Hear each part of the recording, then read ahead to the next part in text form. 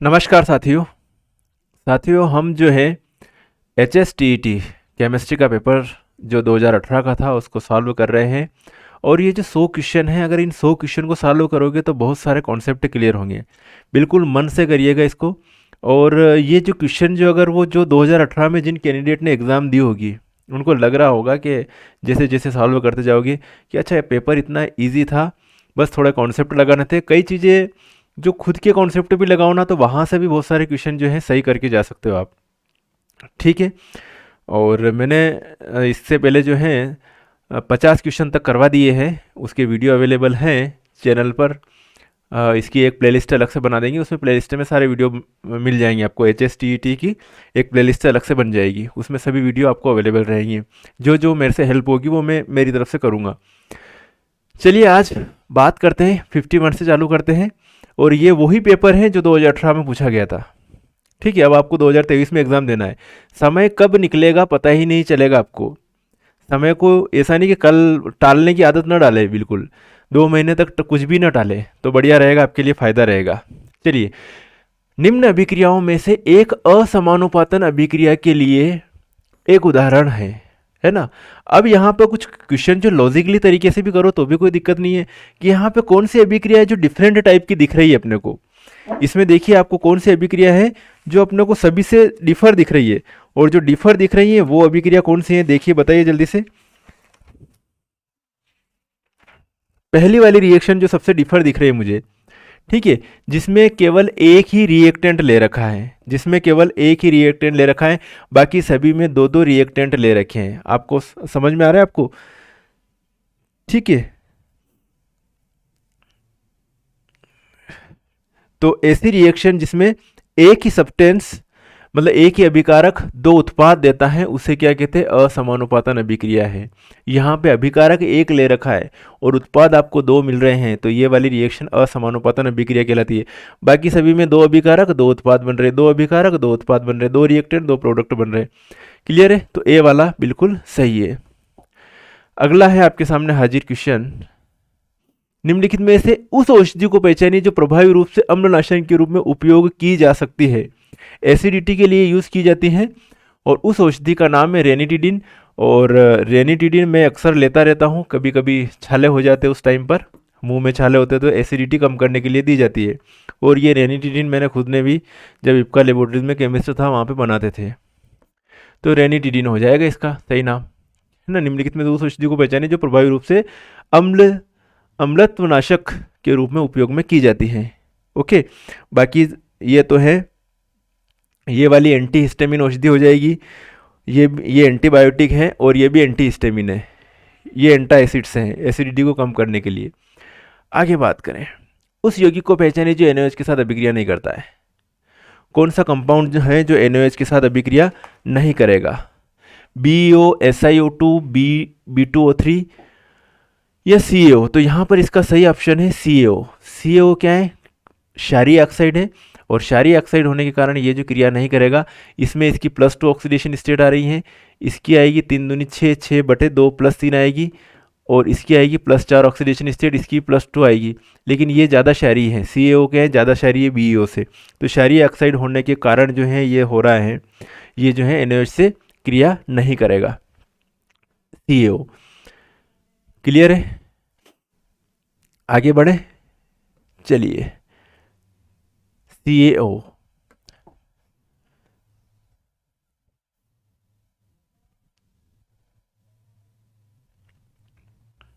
बताइए इसमें से, ये तो सिंपल क्वेश्चन है, 11वीं 12वीं का सभी लोग करवाते होंगे।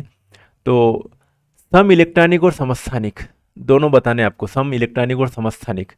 तो इसमें कितने इलेक्ट्रॉन है? Ca2+ में परमाणु क्रमांक 20 होता है, तो 2+ लग रहा है। तो देखो इलेक्ट्रॉन दिखा देते हैं। इलेक्ट्रॉन इसके जो है 18 इलेक्ट्रॉन है और इसमें भी 18 इलेक्ट्रॉन है, तो सम इलेक्ट्रॉनिक हो गया ये तो। ठीक है। और समस्थानिक, समस्थानिक किसे कहते हैं? जिनके परमाणु क्रमांक समान होते हैं। तो परमाणु क्रमांक तो समान है ही नहीं इसमें। प्रोटॉन की संख्या इसमें कितनी है भैया? इसकी 20 है और इसकी कितनी है? 18 है। नो, ये तो रिजेक्ट। के प्लस में इलेक्ट्रॉन कितने हैं भैया? के प्लस में इलेक्ट्रॉन है 19, सॉरी 18। और इसमें भी 18 इलेक्ट्रॉन है। और प्रोटॉनों की संख्या कितनी होगी इसमें? इसमें प्रोटॉनों की संख्या 19 है और इसमें भी प्रोटॉनों की संख्या 19 है, तो ये सम इलेक्ट्रॉनिक भी हो गया और समस्थानिक भी हो गया। 39K+ और 40K+, आंसर यही आ रहा है, ये वाला। ओके, ये निकल गया, वैसे कोई दिक्कत नहीं है। अगला भी देख सकते हैं आप चाहो तो। आयरन में आयरन 3+, इलेक्ट्रॉन कितने हैं इसमें? इलेक्ट्रॉन है 26, 26 - 3 23। इसमें कितने हैं? 26, 24 इलेक्ट्रॉन है। इसमें प्रोटॉन की संख्या कितनी है? इसकी भी 26 है और इसकी भी 26 है। परमाणु क्रमांक समान है लेकिन सम इलेक्ट्रॉनिक नहीं है, तो ये भी नहीं होगा।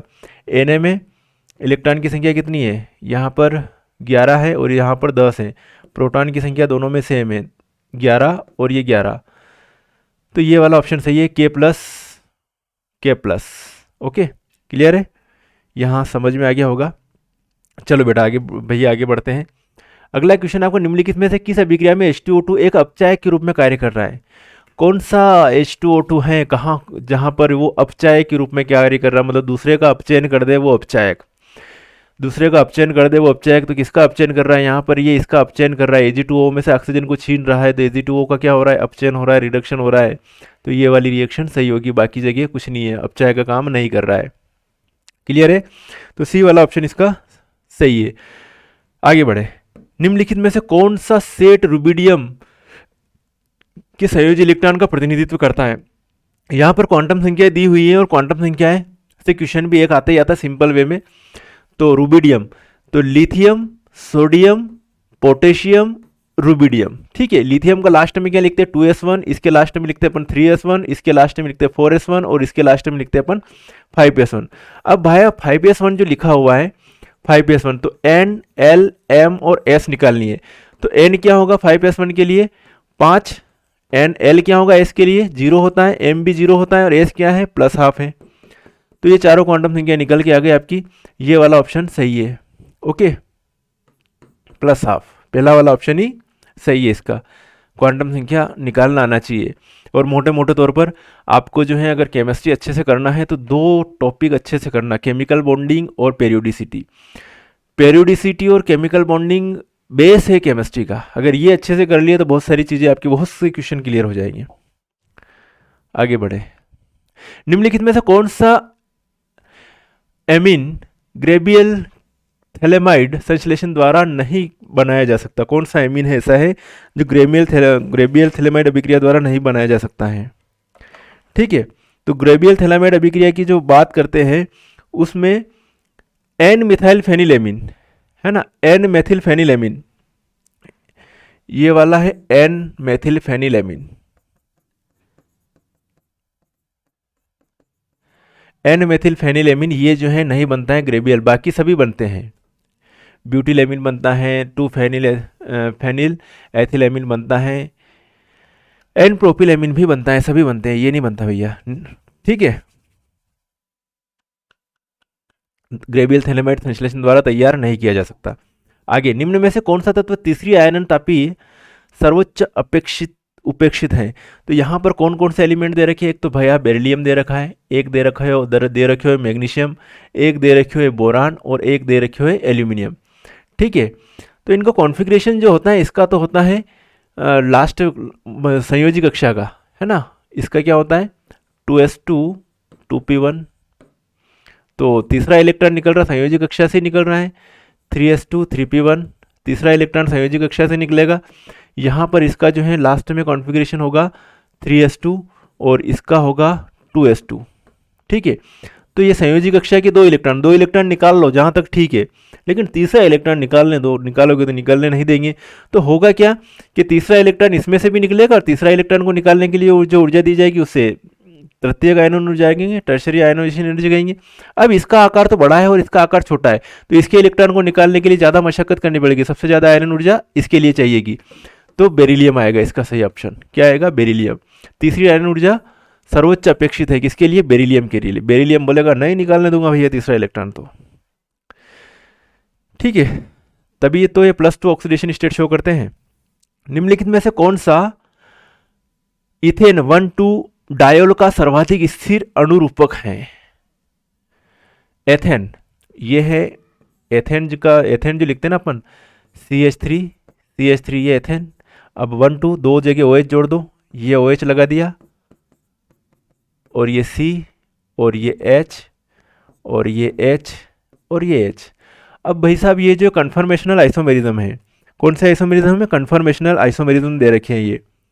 इसमें एक कंडीशन तो ये है और एक कंडीशन ये है। होता क्या है कि जो एथेन में जो दो कार्बन रहते, एक कार्बन इस जगह और एक कार्बन इस जगह, इस कार्बन से भी 3 हाइड्रोजन जुड़े हुए और इस कार्बन से भी 3 हाइड्रोजन जुड़े हुए, तो सामने वाले कार्बन है वो यहाँ पर बता रखा है और जो पीछे वाला कार्बन उसको गोले द्वारा बता रखा है। रोटेशन होता है। अब रोटेशन होता है तो होता क्या है कि यहाँ पर OH जोड़ दिया, यहाँ पर H है और यहाँ पर H है, फिर यहाँ पर OH है और यहाँ पर H है और ये वाला, तो ये वाला जो फॉर्म है ये सबसे ज़्यादा स्टेबल फॉर्म होता है इसमें। ठीक है, सबसे स्टेबल फॉर्म होता है ये वाला। इस फॉर्म को कहते हैं गाउचे कन्फर्मेशन कहते हैं। क्या कहते हैं? गाउचे कन्फर्मेशन। तो ये वाला फॉर्म ढूंढ लो इसमें, है ना। ये पार्शियली इक्लिप्स जो फॉर्म कहते हैं इसको, इस OH को ये H ढक रहा है और ये सांतरित रूप है। ठीक है, ये जो है सांतरित रूप है और ये वाला भी इक्लिप्स जो फॉर्म है ग्रसित रूप है, और ये वाला जो फॉर्म है ये वाला सबसे ज़्यादा स्टेबल है। तो चौथा वाला ऑप्शन जो है इसका सही आएगा। गाउचे कन्फर्मेशन कहते हैं इसको। क्या कहते हैं? गाउचे कन्फर्मेशन। चलिए आगे बढ़े। तो इन चारों में जो सही ऑप्शन था ये वाला था। अगला क्वेश्चन है आपके सामने हाजिर। निम्न में से कौन सा विलायक, यहां पर निम्न में से कौन सा विलायक एक ऐसे विलयन के लिए जिसमें अवाष्पशील विलेय की सांद्रता 1 मोलल है हिमांक में अधिकतम अवनमन उत्पन्न करेगा? तो जिसके जितने ज़्यादा अणु होंगे, हिमांक में अवनमन अणु या आयनों की संख्या के ऊपर डिपेंड करता है। तो भाई साहब किसमें सबसे ज़्यादा अणु दिख रहे हैं यहाँ पर अपने को? तो ये जो है कार्बन टेट्राक्लोराइड में किलोग्राम अणु, मतलब ये ग्राम अणु मतलब ये मोलों की संख्या ही है। ओके, तो ये सबसे ज़्यादा दिख रहा है। तो यहाँ पर तो सिंपल सा आंसर आ जाएगा कार्बन टेट्राक्लोराइड। कौन सा आ जाएगा? कार्बन टेट्राक्लोराइड, CCl4 आएगा इसका आंसर। आगे है अपना C4H9Br के निम्न समावयवों में से कौन सा SN1 क्रियाविधि? तो SN1 SN2 बढ़िया से पढ़ लेना, SN1 और SN2। तो यहाँ पर जो जब भी SN1 की बात करेंगे तो सबसे ज़्यादा जो होगा वो टर्शरी ब्यूटिल ब्रोमाइड के साथ होगा क्रियाशीलता का क्रम। किसके साथ? CH3 CH3 CH3 CBr, तृतीयक ब्यूटिल ब्रोमाइड के साथ SN1 रिएक्शन होती है। 2 स्टेप में रिएक्शन होती है।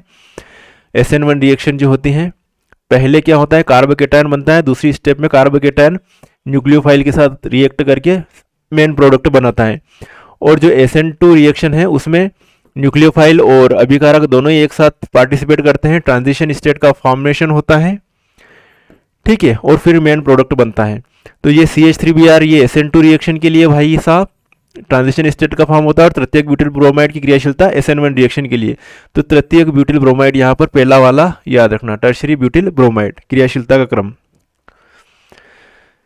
ओके, चलिए आराम से तसल्ली से पढ़ना पड़ता है, मन तो लगता नहीं लेकिन लगाना पड़ता है। ठीक है, एसिटिक एनहाइड्राइड। चलो, निम्नलिखित अभिक्रिया में से कौन सा ग्लूकोज की संरचना में एल्डिहाइडिक समूह की उपस्थिति की पुष्टि करता है? तो जब आप ग्लूकोज की रिएक्शन देखोगे तब आप ग्लूकोज का जो एल्डिहाइडिक फॉर्म रहता है, ग्लूकोज में CHO और CHOH4 और ये CH2OH, ये ग्लूकोज है भैया। ठीक है, स्ट्रक्चर फॉर्म में RSRR कॉन्फ़िगरेशन होता है। चलो वो बाद में बात करेंगे। यहाँ पर मैं बात करूँ कि ये जो रिएक्शन होती है hydroxyl Emil NH2OH, phenyl hydride C6H5NH2,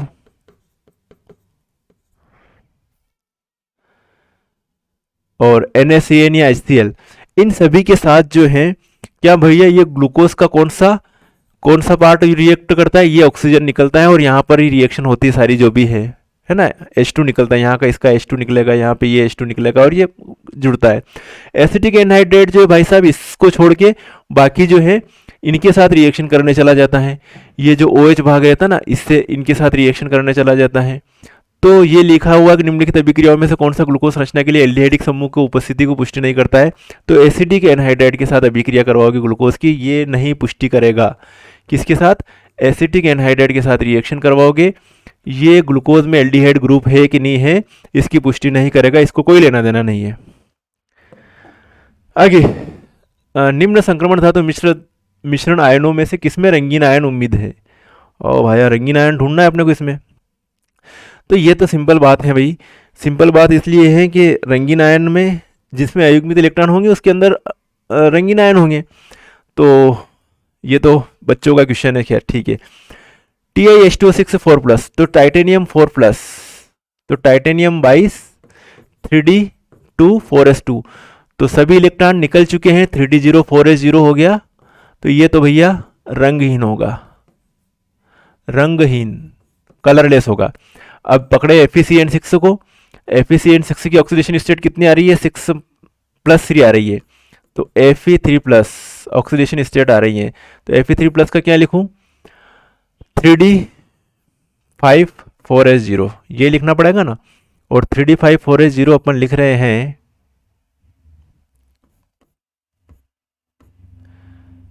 3D5 4s0। तो 1 2 3 4 5 ये स्ट्रॉन्ग फील्ड लिगेंड है। आगे एस भी आएगा, पी भी आएगा और 4D भी आएगा। और इनमें जो है किसके इलेक्ट्रॉन आएंगे, लिगेंड से, CN CN CN CN CN और ये CN। होगा क्या कि यहां पर जो है, यहां पर इस अयुग्मित इलेक्ट्रॉन के कारण ये क्या होगा, रंगीन होगा। FeCN6 3- क्या होगा भैया, रंगीन होगा। क्लियर है, समझ में आ गई बात। स्कैंडियम H2O6 3+, ये भी डायरेक्ट निकल जाएगा। स्कैंडियम की 3+ ऑक्सीडेशन स्टेट आ रही है, कोई अयुग्मित इलेक्ट्रॉन नहीं मिलेगा इसमें भी। ZnNH3 4 2+, इसमें भी Zn2+ ऑक्सीडेशन स्टेट में आ रहा है, कोई अयुग्मित इलेक्ट्रॉन नहीं मिलेगा। भाया इनके पास अयुग्मित इलेक्ट्रॉन मिल जाएगा। आगे समझ में बात, आ गई होगी तो बढ़िया, नहीं आई हो तो और बढ़िया, आ जाएगी, मेहनत करोगे तो आ जाएगी, है ना। केमिस्ट्री कर रखा है MSc, तो अच्छे से तैयारी तो करिए, है ना। जो चीज़ें बात की बाद में देखी जाएगी। क्या होता है, कर्म करते रहो, कर्म अपने अधिकार क्षेत्र में है। ग्रेबियल थैलेमाइड संश्लेषण द्वारा उत्पाद के रूप में निम्न में से कौन सा एक यौगिक प्राप्त होता है, निम्न में से कौन सा एक यौगिक प्राप्त होता है। तो ग्रेबियल थैलेमाइड संश्लेषण देखना, उसमें बड़ा मस्त रिएक्शन है, उसमें प्राइमरी एमीन बनता है लास्ट में, बड़ी रिएक्शन है इसमें ग्रेबियल थैलेमाइड वाली। और प्राइमरी एमीन को क्या कहते हैं, R2NH2 कहते हैं, RNH2 कहते हैं, RNH2 कहते हैं primary amine. Primary amine R2NH secondary amine, ये टर्शरी एमीन, ये कार्बोक्सिलिक एसिड। तो प्राइमरी एमीन क्या है भैया, प्राइमरी एमीन बनता है। तो लिखोगे प्राइमरी एमीन। अगला क्वेश्चन हीरो आपके सामने हाजिर, निम्नलिखित में से प्रजातियां किस युग्म में समान बंधन क्रम होता है। तो बॉन्ड ऑर्डर से रिलेटेड एक क्वेश्चन बनता ही बनता भैया, बॉन्ड ऑर्डर। तो आपको एक कॉन्सेप्ट बता देता हूं, अगर जो अणु है उसमें जो दोनों परमाणु उनके इलेक्ट्रॉनों का योग अगर 10 आ रहा हो, 11 आ रहा हो, 12 आ रहा हो, 13 14 15 16 17 18 19 और 20 तक बता देता हूं मैं आपको। ये कॉन्सेप्ट याद रखिएगा, ट्रिक याद रखिएगा। अब देखना, अगर यहां से शुरुआत करें, 14 आ रहा तो 3 है, 3 की आगे बढ़ूं मैं, यहां से शुरुआत करते चलो, 1.0 1.5 2.0 2.5 3, वापस 3 से वापस कम कर देंगे, 2.5 कर दूंगा, 2.0 कर दूंगा, 1.5 1.0 0.5 और 0.00। ठीक है, यहां तक क्लियर है। अब देख लो आप जो है इनमें किसमें कितने इलेक्ट्रॉन है, इसकी बाउंड ऑर्डर अपने आप निकल जाएगी। एनओ के पास कितने इलेक्ट्रॉन है, 7 तो नाइट्रोजन के और ऑक्सीजन के 8, 7 और 8 कितने हो गए, 15। सीओ के पास कितने हैं भैया, सीओ के पास है 6 और 8 14। तो बाउंड ऑर्डर इसकी कितनी होगी, एनओ की कितनी होगी, 15 इलेक्ट्रॉन है, ढूंढ लो, 15 है तो 2.5, ये 2.5। ई की कतरी होगा, सीओ की 14 इलेक्ट्रॉन है तो 3 में होगा। N2 की कितनी होगी, N2 में 14 इलेक्ट्रॉन तो इसके हो रहे हैं, ठीक है, 14 और 16, 14 और 16 इलेक्ट्रॉन। बॉन्ड ऑर्डर बताओ इसकी, 14 और 16 में कितनी आ रही है, 3 और 2, तो इसकी बॉन्ड ऑर्डर 3 है और इसकी है 2। O2 माइनस O2 2 माइनस, 8 दूनी 16 और 2 18, 18 की 18 इलेक्ट्रॉन इसमें, और B2 में कितने 10 इलेक्ट्रॉन। तो भैया 10 इलेक्ट्रॉन वाला की बॉन्ड ऑर्डर कितनी आएगा, 1 आएगा। और B2 है ना, B2 की तो 10 इलेक्ट्रॉन इसमें, इसकी 1 आएगी। O2 2 माइनस 18, 18 की भी क्या आएगी, 1 आएगी। तो मतलब इन दोनों की जो है, इन दोनों की 1 आई थी। सेम वाला ये आ रहा, निम्नलिखित में से प्रजातियों किस युग्म में समान बंध क्रम है, तो O2 2 माइनस और B2 में समान बंध क्रम है। ओके, ये कॉन्सेप्ट से निकाल लिया डायरेक्ट अपनों ने। O2 प्लस 8 दूनी 16, 16 में से एक ये 15 इलेक्ट्रॉन है, और 7 15 और ये 14 है ना, 7 और 7 14। तो इस NO प्लस की बॉन्ड ऑर्डर कितनी आएगी, 3 आएगी भैया, कितनी आएगी 3, और O2 की 15 है, तो 15 की बॉन्ड ऑर्डर कितनी आ रही है, 2.5 आ रही है, 2.5। सभी की बॉन्ड ऑर्डर बता दी मैंने इतना जल्दी इस ट्रिक्स से। तो यह ट्रिक्स नोट कर लेना, ठीक है। चलो आगे बढ़े, अगला क्वेश्चन देखिए इसको। निम्न में से कौन सा उत्पाद के रूप में फिनॉल देगा जब सोडियम लवण को सोडा लाइम की उपस्थिति में गर्म किया जाता है।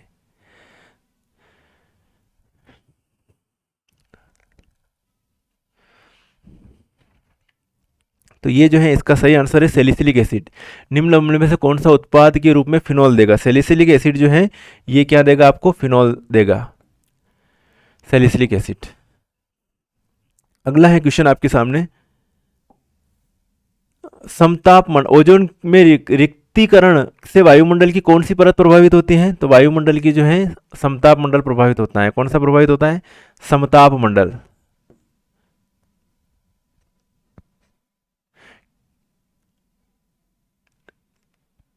स्ट्रेटोस्फियर, तो इसका सही लगा था ना समताप मंडल। चलिए ये तो इजी वे में क्वेश्चन हो जाएंगे ये तो। इसका जो है थोड़ा कॉम्प्लिकेटेड क्वेश्चन है, और इसका जो है पीएच जो है पीएच वैल्यू जो है, अगर आप जो है इसमें ये ले रहे हो 0.1 m जो है 0.1 m HCl है, और 0.1 m जो है H2SO4 है। तो चूँकि कॉन्सेंट्रेशन जो है वो डिपेंड करती है H प्लस आयनों के साथ में, तो यहाँ पर एक H प्लस आयन है और यहाँ पे 2 H प्लस आयन है ना, एक जगह एक H प्लस आयन है और दूसरी जगह 2 H प्लस आयन है। तो टोटल जो है इसका जो है 0 पॉइंट, इसके लिए जो 0.1 इंटू 2 ml है तो 0.2 हो जाएगा, और इसके लिए 0.1 इंटू ये जो है 2 H प्लस आयन है ना, तो यहाँ पर जो है 2.2 इंटू 2, तो यहाँ पर जो कितना हो जाएगा, 2 H प्लस आयन के लिए बात करें ना, डबल H प्लस आयन है, तो यहाँ पर हो जाएगा 0.4, तो टोटल जो हो जाएगा 0.6। आपके जो आयन से जो है टोटल NaCl जो डिवाइड होता है Na प्लस और Cl माइनस आयनों में, इससे pH के ऊपर दोनों कोई फर्क नहीं डाल रहे हैं, कोई फर्क नहीं डाल रहे हैं, लेकिन NaCl का जो आयतन लिया 2 ml वो H प्लस आयनों की सांद्रता को इफेक्ट करेगा। तो टोटल जो है इस विलियन में कितने ml है, 6 ml, 2 ml, 2 ml, 6 ml, तो टोटल आ गया आपके पास 6 ml, और 6 ml बटे 0.6 करेंगे तो ये आ जाएगा, आपका आंसर आ जाएगा 0.1, 0.1 आ रहा है। तो 0.1 मतलब 10⁻⁻1, मतलब pH जो है वो कितना आ जाएगा, pH आपका मिलेगा, आपको 1 मिलेगा, pH 1 मिलेगा यहाँ पर, ठीक है, pH यहाँ पर 1 मिलेगा, H प्लस आयन कॉन्सेंट्रेशन है ये। चलो एक आ जाएगा इसका। अगला है आपके सामने हाजिर क्वेश्चन 1357, ऑक्टा टेट्राइन में कितने आबंध होते हैं। भाई साहब ऑक्टा टेट्राइन तो 8, सबसे पहले तो 8 कार्बन, पहला कार्बन, दूसरा कार्बन, तीसरा कार्बन, चौथा कार्बन, पांचवा कार्बन, छठवां कार्बन, सातवां कार्बन और ये 8वां कार्बन, 1 2 3 4 5 6 7 8। क्लियर है। 135 मतलब पहले और दूसरे के बीच में बॉन्ड, फिर तीसरे और चौथे के बीच में बॉन्ड, फिर पांचवें और छठवें के बीच में बॉन्ड, और सातवें और आठवें के बीच में बॉन्ड, मतलब 7 पे आ रहा है ना। एक इसको डबल बॉन्ड को जैसे 7 और 8 के बीच में तो 7 पर काउंट करते हैं। ओके, समझ गए होंगे आप वैसे। अब यहाँ पर जो है हाइड्रोजन भी जुड़े हुए हैं, इससे हाइड्रोजन दो जुड़े हुए हैं, इससे एक जुड़ा हुआ है, इससे एक ही हाइड्रोजन, इससे एक हाइड्रोजन, इससे एक हाइड्रोजन, वैलेंसी पूरी कर लेते हैं कार्बन की। कितने सिग्मा बॉन्ड है इसमें, पाई बॉन्ड तो 4 है ना, ये पाई बॉन्ड 1 2 3 और ये 4 पाई बॉन्ड है, तो 4 पाई बॉन्ड है, 4 पाई बॉन्ड। भाई सिग्मा बॉन्ड कितने हैं, 1 2 3 4 5 6 7 8 9 10 11 12 13 14 15 16 और 17 सिग्मा बॉन्ड है। कौन सा वाला ऑप्शन सही आएगा बेटा, इसमें कौन सा वाला आ रहा है, 17 सिग्मा और 4 पाई, सी वाला सही आ रहा, सी वाला ऑप्शन बिल्कुल सही है। ये तो बहुत, इनका लेवल तो बहुत डाउन है वैसे इस टाइप के क्वेश्चन का तो। चलो, निम्नलिखित में से कौन सा कथन जो है, कौन सा कथन अमीनो अम्ल आवश्यक होता है ना। ये वाले कुछ क्वेश्चन जो है कैंसल्ड की श्रेणी में है ना। ये वाले कैंसल्ड वाले क्वेश्चन मैं नहीं करवाऊंगा। एक उत्तर वाला क्वेश्चन जो है, कौन सा वाला है, 70 वाला है क्या, चलो 70 वाला देखते हैं। इसको देखिए, कैंसिल में नहीं है। 22 क्वेश्चन कैंसिल हुए थे इसमें, और 22 क्वेश्चन कैंसिल हुए तो कैंडिडेट का नुकसान तो होता है। उसमें तैयारी करते हैं कि यार मतलब कॉन्फिडेंस लेस हो जाता है। इस टाइप के क्वेश्चन पूछे थे केमिस्ट्री में तो। लेकिन जो आ रहे हैं वो अगर आपने अच्छी तरह से किए हैं, बस जो आ रहा है वो करो। कर्म करना अपने अधिकार क्षेत्र में फल का नहीं है, इसलिए शांत मन से अच्छे से करना, आराम से क्वेश्चन को जब भी आए तो। और जो क्वेश्चन टच नहीं हो रहा उसको बाद में देखना, लास्ट में देखेंगे। और कभी कभी क्या होता है कि अपनों ने एक बार क्वेश्चन कर लिया और दूसरी बार में ज़बरदस्ती जाते हैं ना, तो उस टाइम में अमूमन जो क्वेश्चन जो है गलत भी करके आ जाते हैं बच्चे। क्योंकि अपने सबकॉन्शियस माइंड में जो क्वेश्चन फिट बैठा हुआ है यहाँ पर, वो पहली बार में आंसर बता देता है, दूसरी बार में तो कुछ भी हो सकता है। इसलिए न्यूमेरिकल क्वेश्चन को छोड़कर दूसरे क्वेश्चन को करो तो उनको एक बार टच करने के बाद बार बार टच नहीं करना। ये तो कुछ ना कुछ मिस्टेक हो जाती है, और ये मेरे से भी मिस्टेक होती है। अगर दूसरी बार टच किया तो हो सकता है उसको गलत करके ही आऊँगा। चलो, संरचना क्या है दे रखा है इसमें, निम्नलिखित में से गलत कथन को चुनिए। भैया चारों को पढ़ो ढंग से। कि संरचना के अभाव में प्रोटीन का विकृतीकरण होता है ना। प्रोटीन के दूसरे और तीसरे संरचना के अभाव में प्रोटीन का विकृतीकरण होता है। बिल्कुल सही है, प्रोटीन का विकृतीकरण होता है।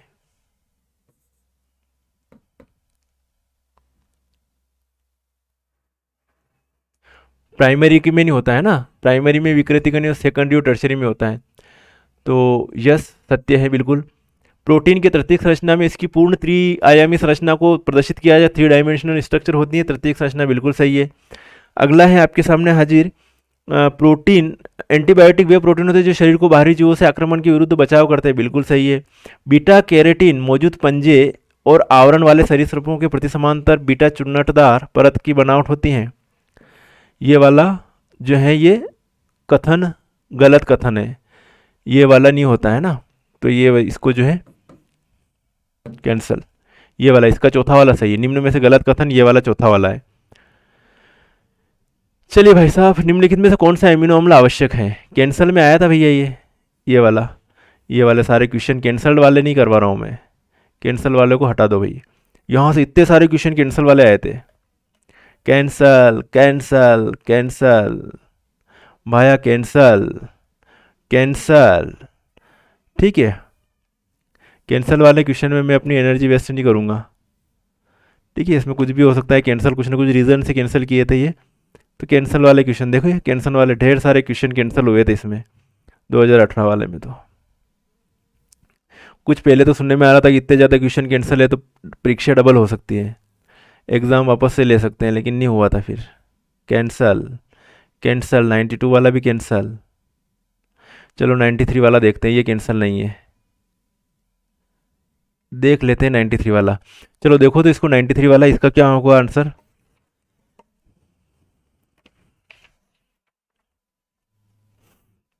नाइन्टी थ्री वाला देखते हैं। इसमें जो दे रखा है, निम्नलिखित यौगिकों के लिए इलेक्ट्रोफिलिक प्रतिस्थापन की दिशा में अभिक्रियाशीलता का क्रम। लॉजिकली मैंने यहाँ पे इलेक्ट्रोफाइल को छोड़ा है ना। और इलेक्ट्रोफाइल सबसे पहले कहाँ पर जाके रिएक्ट करेगा, जहाँ पर इलेक्ट्रॉन डेंसिटी मिलेगी वहाँ पर जाके रिएक्ट करेगा इलेक्ट्रोफाइल। ओके, जहाँ पर इलेक्ट्रॉन डेंसिटी, तो इसमें ऑब्जर्वेशन कीजिए, सबसे पहले जो इलेक्ट्रॉन डेंसिटी जो है वो कहाँ पर मिलेगी अपने को इलेक्ट्रॉन डेंसिटी इसके लिए। तो इलेक्ट्रॉन डेंसिटी यहाँ पर जो है लोन पेयर है, और ये इधर आएगा तो ये यहाँ आ जाएगा, और सबसे पहले नंबर पर जाएगा यहाँ पर इलेक्ट्रॉन डेंसिटी। फर्स्ट नंबर पे जाएगा इसके पास, मेथॉक्सी बेंजीन के पास जाएगा। ओके, फिर जाएगा किसके पास, यहाँ पर इलेक्ट्रॉन प्रतिकर्षी समूह है, तो यहाँ पर इलेक्ट्रॉन अवेलेबल जल्दी हो जाएगा। आर्थो और पैरा पोजिशन पर होता है वैसे, आर्थो और मेटा पर। तो फिर सेकंड नंबर पर जाएगा ये जुड़ने के लिए, यहाँ पर जाएगा। अब भैया इन दोनों में से किसके पास जाएगा, तो ये तो इलेक्ट्रॉन और खींचता है, अवेलेबल नहीं करवाता है। यहाँ पर इलेक्ट्रॉन डेंसिटी और कम पड़ रही है, इलेक्ट्रॉन डेंसिटी मिल नहीं रही है ना, क्योंकि यहाँ पर फ्लोरीन जुड़ा हुआ है कार्बन के साथ में, इलेक्ट्रॉन को खींचता है। तो इन दोनों में वापस किसके, तीसरे नंबर पर जाएगा इसके पास, और चौथे नंबर पर जाएगा इसके पास लास्ट में। तो क्रम जो है, पहला नंबर कौन सा आएगा, दूसरा, तो ये दूसरे पर आएगा सबसे इलेक्ट्रोफिलिक प्रतिस्थापन, यहाँ पे होगा, फिर चौथे पर होगा, फिर थर्ड पे होगा और फिर फर्स्ट पे होगा। तो इसका तीसरा वाला ऑप्शन जो है वो सही होगा। क्लियर है? ओके। अब अगला क्वेश्चन तराणु के बाद में देखते हैं। चलो ये बहुत लेंदी वाला है ये।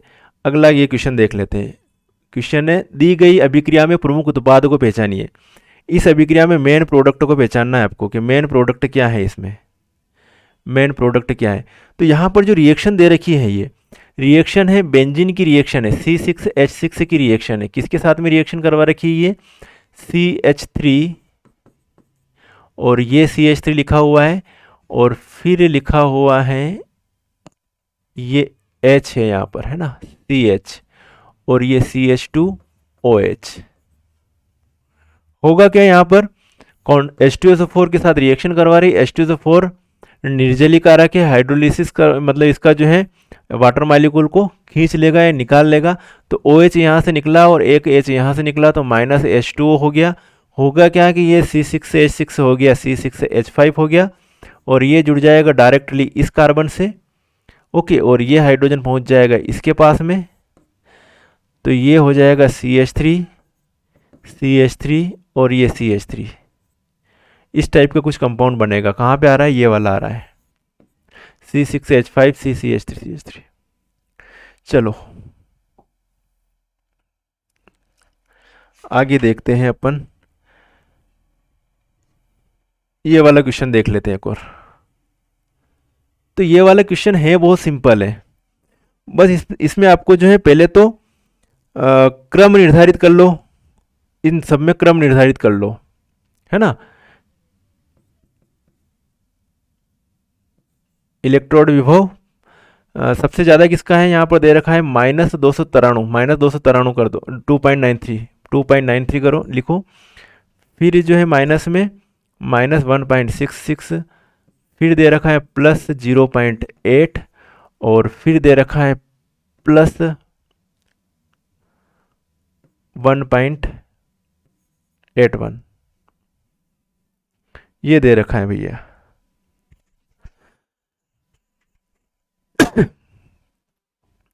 तो इलेक्ट्रोड पोटेंशियल जो है 298 केल्विन पर स्टैंडर्ड इलेक्ट्रोड पोटेंशियल, इलेक्ट्रोड विभव देखना है। देखते हैं क्या है इसमें। तो जो फ्लोरीन का जो होता है, फ्लोरीन इलेक्ट्रोनेगेटिव है और उसका हमेशा पॉजिटिव में रहता है। तो जो अपचायक की बात करें, जो जितना आसानी से इलेक्ट्रॉन को रिमूव करेगा, ठीक है, जो जितना आसानी से इलेक्ट्रॉन को देगा नहीं, उसका किस में आएगा? माइनस में आएगा। ठीक है, किस में आएगा? माइनस में आएगा। तो यहाँ पर जो सबसे पहले जो आएगा एक्स का, यहाँ पे एक्स है, -293 है, फिर 1.66 ये वाई है, और फिर जेड आ रहा है, और फिर आ रहा है यहाँ पर डब्ल्यू का है जो पॉजिटिव में है इलेक्ट्रोड विभव। ठीक है, कहने का मतलब ये है कि जो मेटल होती हैं वो आसानी से इलेक्ट्रॉन ग्रहण नहीं करेगी, तो इनका नेगेटिव में आ रहा है कुल मिला के, है ना। इलेक्ट्रॉन ग्रहण करने की प्रवृत्ति कम सब कम होती है, तो वो क्या है? अपचायक शक्ति, अपचायक क्षमता ज़्यादा होती है उनकी। ठीक है, तो X then Y then Z then X. ठीक है, अपचायक मतलब उसका ऑक्सीकरण हो रहा मतलब क्या हो रहा है? इलेक्ट्रॉन को तो क्या करता है? इलेक्ट्रॉन त्यागते हैं ऑक्सीकरण अभिक्रिया में। तो ये वाला ऑप्शन सही है, X greater than Y greater than Z greater than W. चलिए ओके, अगला क्वेश्चन देखते हैं। डायरेक्ट मैं अब लास्ट वाला क्वेश्चन बता रहा हूं, 100 वाला,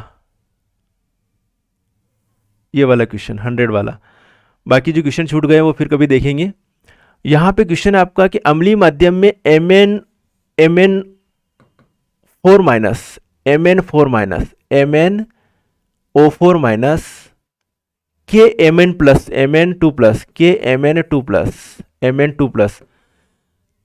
में लघुकृत होने की प्रक्रिया में शामिल इलेक्ट्रॉनों की संख्या होती है। कितनी संख्या होती है बताइए? कुछ नहीं है, बहुत सिंपल क्वेश्चन है ये, है ना, आप आसानी से कर सकते हो। इसकी ऑक्सीडेशन स्टेट निकालनी है मैग्नीज की, इसमें निकालेंगे तो X + 4 -2 बराबर क्या लिखूँ, -1। तो x बराबर क्या आ रही है, 4 दूनी 8, 8 - 1 क्या आ जाएगी, +7। ठीक है, इसकी कितनी ऑक्सीडेशन दे रखी है, Mn2+। तो यहाँ पर इस मैग्नीज की किसने ऑक्सीडेशन स्टेट है, +7 है। +7 से क्या बन रहा है आपके पास, Mn2+ आ रहा है। तो कुल मिला के कितने इलेक्ट्रॉनों का डिफरेंस आ रहा है, Mn7+ और Mn2+ में कितने इलेक्ट्रॉनों का डिफरेंस आ रहा है, 5 इलेक्ट्रॉन का डिफरेंस आ रहा है। तो यही तो है आंसर, 5। अम्लीय माध्यम में MnO4- के Mn2+ में लघुगत होने की प्रक्रिया में शामिल इलेक्ट्रॉनों की संख्या होती है 5 इलेक्ट्रॉन। दूसरा वाला ऑप्शन सही है। तो चलिए साथियों, मित्रों, दोस्तों, ये जो है मैंने मेरी तरफ से जितना होना था उतना मैंने करवाया इसको सॉल्यूशन, ताकि आपको कुछ ना कुछ तो यहाँ से सीखने को मिला होगा। और ऐसे पेपर पुराने सॉल्व कीजिएगा, जितने ज़्यादा प्रैक्टिस पेपर लगाओगे, प्रैक्टिस पेपर लगाने से ही अगर आप पढ़ते रहे तो कुछ नहीं होना है। जितने ज़्यादा प्रैक्टिस पेपर लगाओगे उतने ज़्यादा आपके जो दिमाग खुलता जाएगा कि यार इस टाइप के क्वेश्चन भी बनते हैं, ये क्वेश्चन बनते हैं। और थ्योरी भी पढ़ते जाइएगा सिस्टमेटिक तरीके से। पुराने ज़्यादा से ज़्यादा मैं तो ये कहूँगा कि जो लेवल आया था वो थोड़ा हाई लेवल आया था। तो 11वीं 12वीं के जो क्वेश्चन है, पीछे जो कंपटीशन वाले क्वेश्चन दिए हुए रहते हैं ना, उनको सॉल्व किए करना, न कि जो अपने जो लोकल बोर्ड एग्जाम में 11वीं 12वीं के क्वेश्चन आते हैं वो वाले सॉल्व करने से कोई मतलब नहीं। वो तो बहुत इजी वे में आता है। जैसे कि अभी मॉडल पेपर दिया था, मॉडल पेपर के जो क्वेश्चन थे बहुत इजी वे में ऊपर से क्वेश्चन थे। वो तो इतना ऊपर से नहीं पूछा जाता है, थोड़ा सा डीपली घुमा फिरा के क्वेश्चन पूछे जाते हैं। और घुमा फिरा के क्वेश्चन जब पूछे जाते हैं तो वहाँ पर शांत मन से करोगे आप तो कोई दिक्कत नहीं आएगी। ठीक है, तो उम्मीद करता हूँ कि आपको जो है बेनिफिट मिला होगा इस वीडियो से। और अपने साथियों को, दोस्तों को शेयर कीजिएगा। जितना ज़्यादा शेयरिंग होगी, जितनी ज़्यादा डिमांड होगी, उसके आधार पर अगला वीडियो आएगा। ओके दोस्तों, मिलेंगे फिर नेक्स्ट वीडियो में। तब तक के लिए ओके, बाय, जय हिंद।